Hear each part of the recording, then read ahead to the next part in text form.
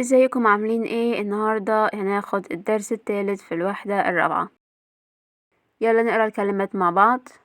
athlete لاعب رياضي athlete. wise حكيم wise. race سباق race. injured مصاب injured. training تدريب training. tough صعب tough. foolish أحمق foolish. coach مدرب coach. problem solving حل المشكلات problem solving. influence طبعا بتسوي impact تأثير influence impact. recover يتعافى recover. fully بشكل كامل fully. risk مخاطرة risk. missing خسارة missing. resting راحة resting. possible ممكن possible. accident حادثة accident.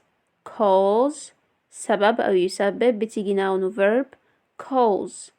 post ينشر أو منشور post. letter خطاب letter. rest يسترخي أو راحة بتيجي برضو noun و verb rest. better future مستقبل أفضل better future. mind يمانع أو عقل بتيجي noun و verb mind. personal شخصي personal. article مقال article. source مصدر source. newspaper جريدة newspaper.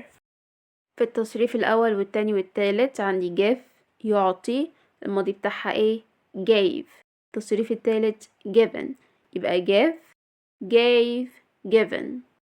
win يفوز won won win won won. lose يخسر أو يفقد الماضي بتاعها ايه lost.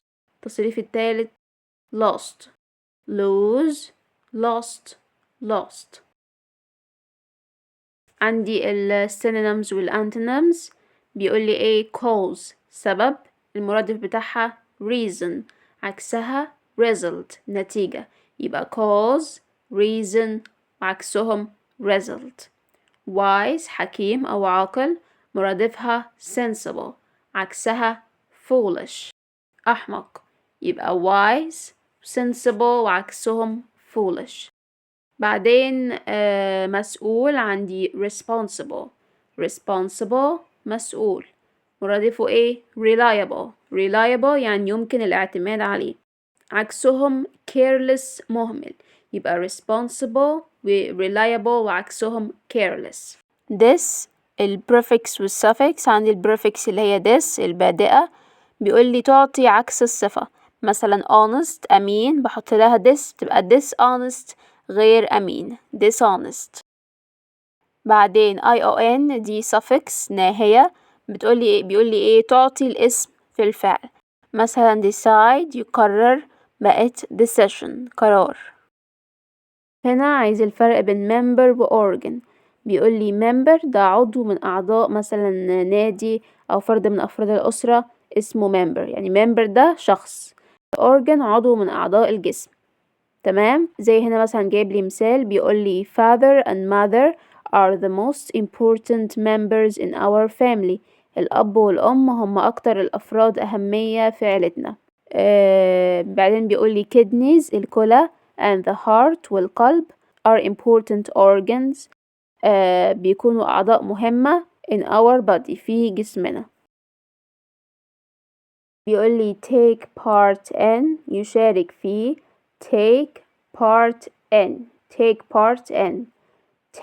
a risk يخاطر take a risk that's tough هذا أمر صعب that's tough. get a rest يستريح get a rest. make up your mind اتخذ قرارك. make up your mind. face a problem يواجه مشكلة. face a problem. prepositions حروف الجر. on my way في طريقي. on my way. on my way. in the next race في السباق التالي. in the next race. هنا بيقول لي ايه a wise decision قرار حكيم. الانترفيور المحاور بيقول today النهاردة we are talking to Adam احنا بنتكلم مع آدم a young athlete رياضي شاب about a wise decision عن قرار حكيم he had to make كان عليه اتخاذه. طبعا had to الماضي بتاع have to و have to يعني يجب أن ف had to كان عليه أن إيه يتخذ قرار حكيم.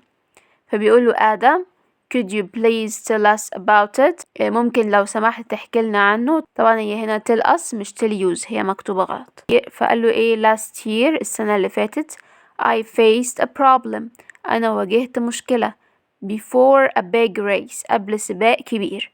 I injured my foot أنا جرحت قدمي during أثناء training التمرين.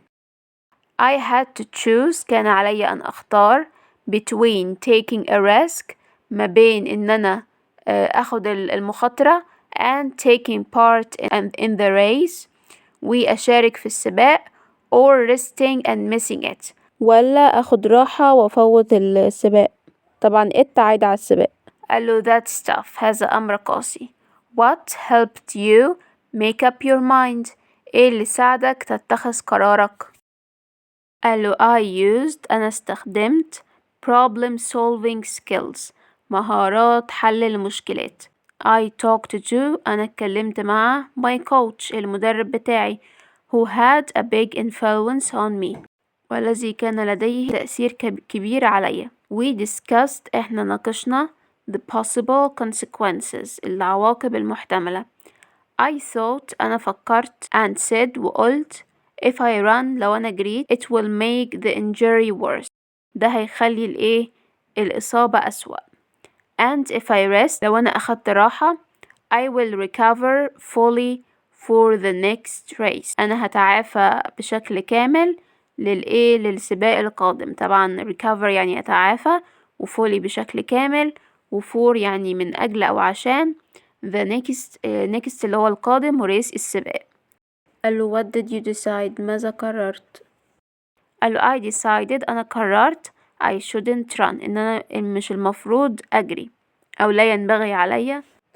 It was إنه كان a wise choice. wise يعني حكيم و choice يعني اختيار يبقى هو كان خيار حكيم. The impact التأثير was positive كان إيجابي because عشان I recovered أنا تعافيت and I won a gold medal وفزت ميدالية ذهبية in the next race في السباق التالي. قال له what advice can you give to young athletes النصيحة what advice can you give اللي انت بتقدر تعطيها to young athletes للرياضيين الشباب. قال له you should think انت يجب عليك أن تفكر carefully بحرص أو بعناية and ask for وتطلب ask for advice تطلب النصيحة before taking a risk قبل ما تاخد المجازفة. if you make a wise decision لو انت اتخذت قرار صح أو قرار حكيم you will have a better future in sports هيكون عندك مستقبل أفضل في الرياضة.